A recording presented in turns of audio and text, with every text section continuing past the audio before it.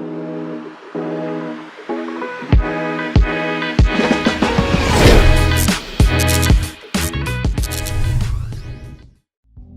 one thing that I want to tell you is I gave my son plenty of options when it came for him to choose his future. Now, in previous videos, I told you he could go to college, he can go to trade school, he can start his own business, which I hoped he had started his own business, or he can go to the military. Now, out of those 4 options, he chose trade school. But before we go ahead and get into that, make sure you like, share, subscribe, and go ahead and look at some of our other content. Now, I want to tell you about this trade school process. Now, it was something unlike I have ever dealt with before, but it's still kind of similar to, well, actually, it's the first thing I ever had to deal with before because this is my first child and he's going to school. He was my only child. But he's going to trade school and I'm kind of excited about it, and I'm very eager to see the journey that he's going to go down. And I'm going to share every bit and piece of this journey that he's going down along with y'all and how some of the things that I deal with it. So the first thing that I want to tell you is how we got here. Now, he graduated from high school and it was one of the most proudest moments that I could ever have. Is seeing him walk across that stage with honors, and he stated that I was his most influential person in his life. So that made me very proud. You know, sometimes you don't really know the impact you're having until like later on in life, and you're doing everything that you can. So for all those parents out there that still have young kids, just keep on pushing, keep going, don't stop. It's going to pay off in the end. And yes, I've always been told being a parent is a thankless job because they don't really know the influence and the sacrifices that you're making in order for them to have a better life, a life better than what you had. So let me get into the actual process. So once he finished high school, we had conversation. We've been having conversation all his senior year, trying to determine where he's been going. Now, granted, I've been having a conversation with him a long time, way before senior year. I think 9th grade, 10th grade, we was having this conversation, and a little bit of conversation in middle school just to kind of get his gears flowing about where he wanted to go and what he wanted to do. Now, it started from making video games to being a computer engineer, and eventually we landed with HVAC. So once we decided to go into HVAC, my brother is an HVAC, so I think he's kind of following in his path, and I kind of show him some ideas of what people in HVAC does. Now, there's a lot of things I don't know about HVAC, so I try to educate him as much as I could on the actual job, the industry growth and everything. But we had this conversation. So we went on tour to this one place. I think it was to Northwestern Technological Center or school, but this school is primarily HVAC. That's all they do is HVAC. And I kind of let my son do a lot of the communication with the organization. And the reason why I want to do that is because I want him to take ownership of the situation. And when he takes ownership of it, I feel like he values the information a little bit more than if I did all the leg running and did all the research and did all the communication and he just kind of tagged along for the ride. So I wanted him to kind of take responsibility for that. I think that's one of the most important things that I can do for my son, is allow for him to be responsible for the choices that he makes in life. And I didn't have that type of responsibility when I was his age. You know, I didn't have ownership over the decisions that I wanted to make moving forward with my life. It was kind of not chosen for me, but I was kind of given leeway to kind of do whatever I wanted. There was no discussion of college. There was no discussion of trade school. There really was no discussion of options. I just decided to go to college on my own to kind of figure out what I wanted to do with my life and kind of move on from there. So it's essential that I allow my son the opportunities, one, the opportunities that I didn't have, and two, ownership over those opportunities and responsibilities to make the most effective decision that he believed that is best for him. Now, I will hope that he will have a contingency plan that if all of this fails, or if it's something that he does not want to do and he doesn't like, then he would just consider it a try and a fail, and then go and look into trying something else. Now, this program is 10 months long. They said 9.5, but it's 10 months long. So the first thing we did is we communicated with them so we could go ahead and get a tour of the location. So we scheduled a date. Now, this date was after work, which I benefited more from because of my work schedule. So I was very appreciative that they allowed us to come in after hours to be able to do this tour. So we got there about 5:30. So this was sometime in June. So we went there about 5:30. Went there, we met this nice young lady, and she was able to go ahead and give us the detailed breakdown. But one of the things that we were supposed to do first is go on tour. So we went on tour. Now, this place is absolutely amazing. Now, we went on tour with this guy, and he walked us through every floor of the building. So there's like 4 floors. Now, they have, I think, 6 or 7 modules that you have to actually go through as you progress through the program. So the first module, and I don't remember all of the modules that we had to go through, but he showed us every class that you had to go through so far as learning and working on HVAC systems, from furnaces to ACs to commercial ACs to learning the different refrigerants. This school offered like 4 to 5 different certificates upon completion that allowed you to be able to work pretty much in any type of environment and work with any type of refrigerant chemicals. I didn't even understand how many different refrigerant chemicals they actually had. Only refrigerant chemical that I actually knew of is the one that you put in your car. I think that's like R134 to keep your cold air like cold. That's all I knew of. I didn't know that there were more advanced industrialized refrigerants that they use, and some are like really harmful, and you need a special certification to even utilize it. That was beyond me. Okay, so this is how technical the school is, and based on another school we had went to go and look at, it didn't even compare.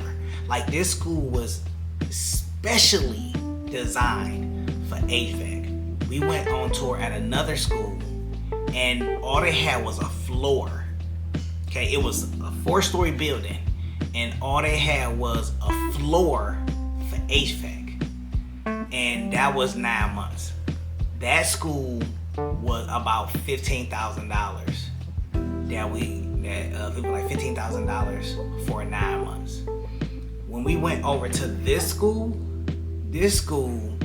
I'll tell you how much it cost, but let me finish going through the tour. So every floor had about 2 or 3 different classes on there. So they taught you about the electrical, the refrigerant. They even showed you how to do just basic home repairs, so far as putting in a plug, wiring, everything. They had furnaces in there that they had programmed to break, and then you had to fix it in order for it to work. Like, they really put you to the test. And they had furnaces and ACs just in all kind of different rooms. Like, they really dove right into what you'll be doing. And one of the good parts about it that I liked is that if you did 5 years in the field, I think 5 to 8 years in the field, they'll allow you to come back and you could be a teacher. So even if you kind of like what you did, but you want to do a change of pace, you can always just be a teacher, which that's a great added benefit. You can be alumni of the school and turn around and be a teacher as well. I think that is phenomenal. Now, they also have a placement program, which I believe most trade schools have placement programs. So you had a placement program, and then it places you in a job just like any other placement program. It places you in a job and everything. And their placement program, I think their rate was about like 79%. It really wasn't to my liking, so to say, but 79% is still pretty good. You know, the other school had like less than 75% graduation rate, and then I think think even lower on their placement, on their job placement. So I was a little bit more satisfied with this one. I still kind of wanted to see something in the 80s, like 80%. But you could notice, but from going there, the time that we went there, you could notice that some of the students, they were a little older, some was a little younger. I think he's probably, or will be, one of the youngest actually in that school, because essentially when he starts, he'll be a little bit closer to 18 when he's starting, so he's not even going. So he'll be actually probably one of the youngest, actually going from high school over to trade school. And even when we met with the lady, she even said it. She said, like, we rarely ever have a kid come from high school straight to trade school. So like most people probably will go into trade school probably a little later after they tried a few things and try to figure some things out, and then they'll switch over and probably go into a trade, so they can kind of get themselves together, or how the case is, which, there's nothing wrong with that. It took me a while to figure out exactly the route that I wanted to go through. And I'm glad my son is not going a route that I went, because I went to 4 or 5 different colleges before I actually settled on what I was actually going to do and actually dive right in and doing it. But my primary drive for that was continuing and to get done and to push forward was, to show my son that he can do it, but he can do it sooner than I can. But having him see me walk across the stage was so much more important than me actually getting a degree. So, but I digress. So listen. So we finish. So we go through the tour, and then it comes down to the FAFSA. Now, if you have not did FAFSA before, and I'm pretty sure everybody have done FAFSA, it has changed a little bit, but it's still the same thing. I would tell you to just go to the government website, just kind of look at some of the paperwork, read the instructions before that date even comes. So one of the things we had to look up, and this is probably more so for this year than next year, but for this year, 2024, they were going by FAFSA that was like 2022. Now that may change in 2025, but when we were getting the information, they wanted our income for 2022, and we couldn't use my income for 2022 because I made too much money. So he didn't even get the full Pell Grant under my income, so we had to use his mother's income just so he can get that full Pell Grant. So the total came out to $17,995. Now I told them those are Walmart prices, because Walmart is the only people that will put 95 at the end of something. It could be $39.95, $29.95. Like, what is the point of being 4 cents off of 99? Like, are you thinking you paying less in in tax? You paying less by having to let the 5 cent off, like the full? I don't know. It's the craziest thing. So when I heard that, I told him, like, those are Walmart prices. Like, just make it $18,000. Like, it's simple. But so he got the full Pell Grant, and the full Pell Grant took off like $7,000 or some odd dollars, whatever like that. Then he had to get the subsidized and unsubsidized loan. So he had to get both of those to cover the rest of the next part of the balance. So then what was left over, and they gave him what was left over is about $3,000 after they gave him a $1,000 grant scholarship. They gave him a $1,000 scholarship, so it dropped it down to about like $3,000. So the good thing about that is you can pay it over 10 months over the course of time that you're there, or you can pay it over, over like 3 years. It's like 3 different payment options. So you can pay it like over the 10 months, you can pay it over like 24 months, and then I think you can pay it like over 36 months. That was it. You can pay it over like 36 months. So I convinced my son to pay it over 36 months because I convinced him that while he worked co-op to save up all his money. After he saved up his money, he will only need $130 to pay towards his school in a month as a monthly bill.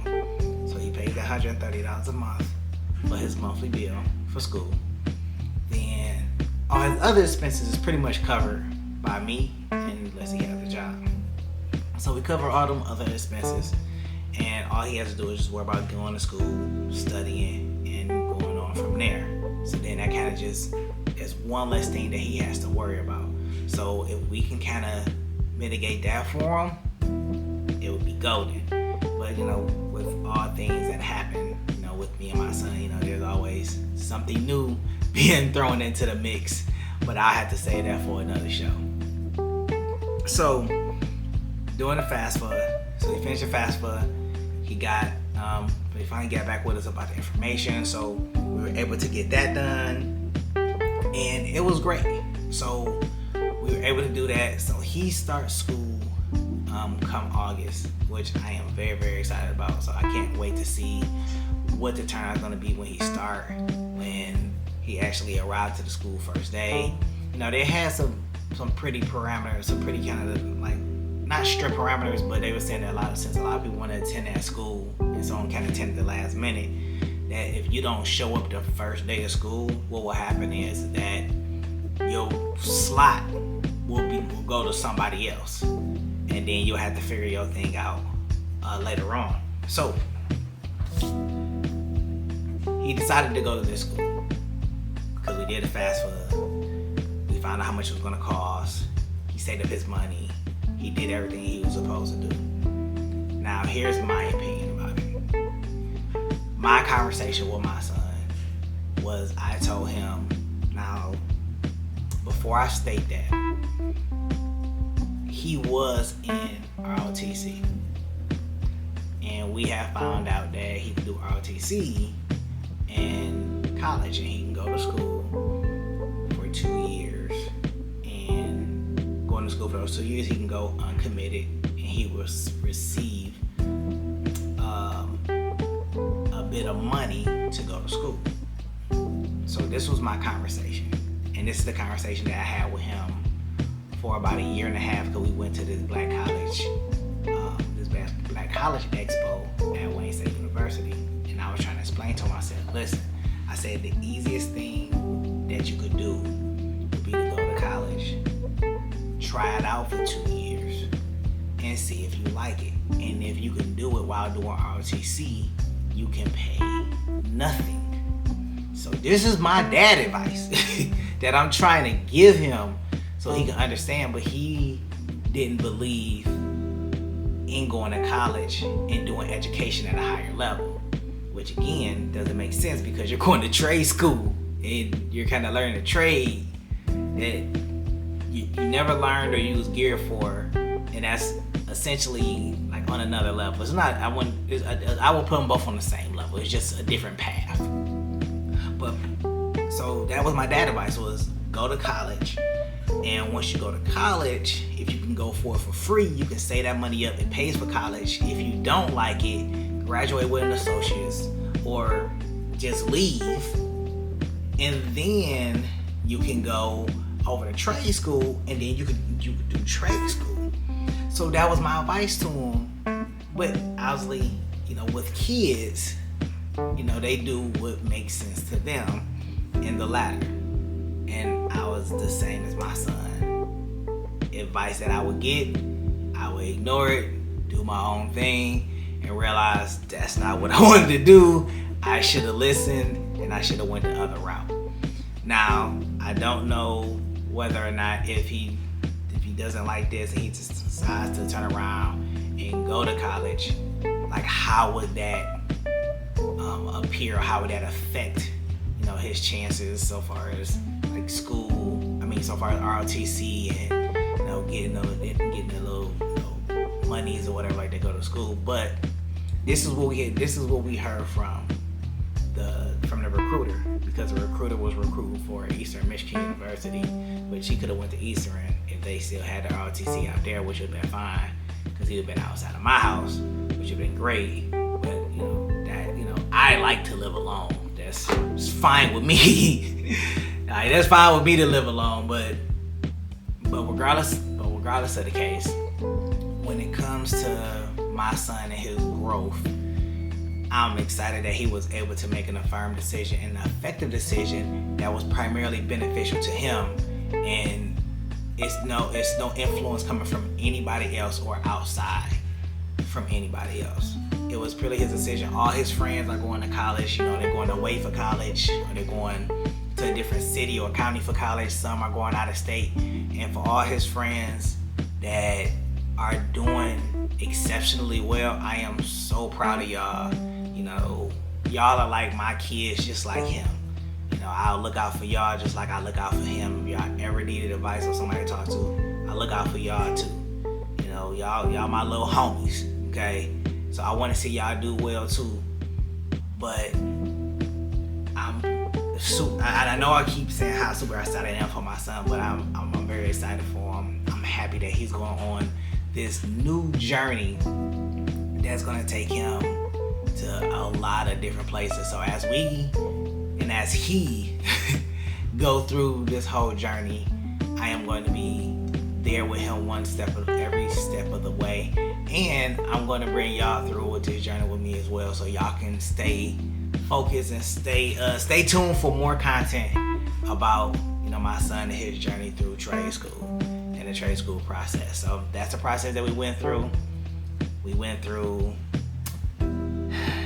researching, finding, touring, signing up, and the like, and then a decision and cost.